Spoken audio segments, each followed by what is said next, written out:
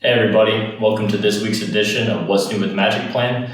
My name is Ben, and I'm here to show you a couple new features that we introduced for iOS users. The first one is vertical orientation support within the magicplan app. As you can see, I can easily switch between horizontal and vertical orientation.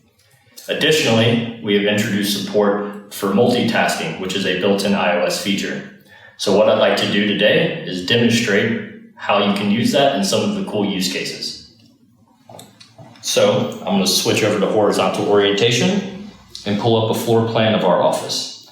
I'm going to click in on the third floor and gently swipe up from the bottom until I see a list of applications.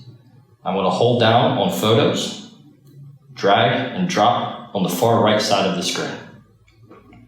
As you can see, all of my photos are now listed here, and I can easily click on that middle icon and drag left and right to adjust the width.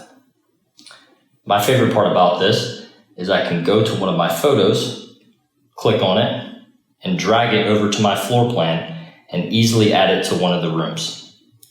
Then, by simply double-clicking on the room, I can go to the details and see that my photo is saved there to the list of photos for that room. Additionally, there's a couple other cool use cases. First one being the email application can be opened side by side with magicplan, so you can quickly relay details of your floor plan to somebody important that you're emailing. Also, you can open up the built-in calculator if you need to do some quick on-the-fly calculations.